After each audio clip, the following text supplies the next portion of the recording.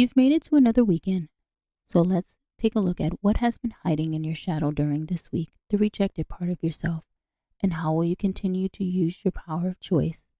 Now, the shadow work theme for this weekend is about solutions. So let me ask you to reflect on this question. What area of your life is chaotic and requires organization? Why? And what are some innovative ways you can solve it? Now, first, let's look at the meaning of a few words.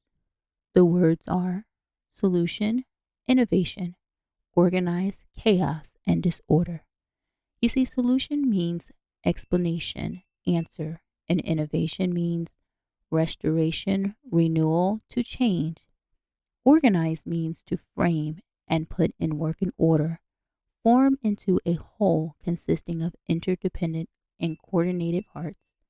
Chaos means gaping void, empty, utter confusion. And last, disorder means to destroy or derange the order of, throw into confusion. And based on their meanings, solution is an answer, an explanation, and chaos is a gaping void, an emptiness. And when you are in your shadow, the rejected part of yourself, you'll unconsciously enjoy the clutter, the disorganization which creates a resistance for you to grow in your life. Now, this chaos stagnates your creativity, your ability to think, to feel, and to take action, to solving what is going on in your life, causing you to misuse your power of choice to grow and expand in your life. Now, the mind does its greatest work when things are chaotic because it can trick the body to continually take action on creativity that is in disorder, and as a result, it will cause you to burn out due to it not knowing when enough is enough. Now, all of this chaos weakens the mind and the body and will cause you to misuse your power of choice to resist growth. So how will you know when you are making things chaotic? By becoming a conscious observer and checking out what are you creating from your sacral to solve. So what are you solving?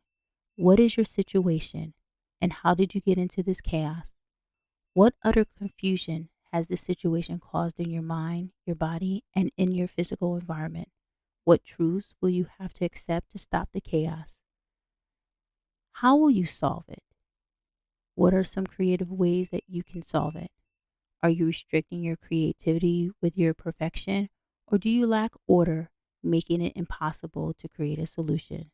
Now, innovation only reveals itself when you recognize the chaos to stop the confusion in your mind, and this discernment allows you to organize a solution to what you are creating, and this organization provides you with the proper use of your power of choice.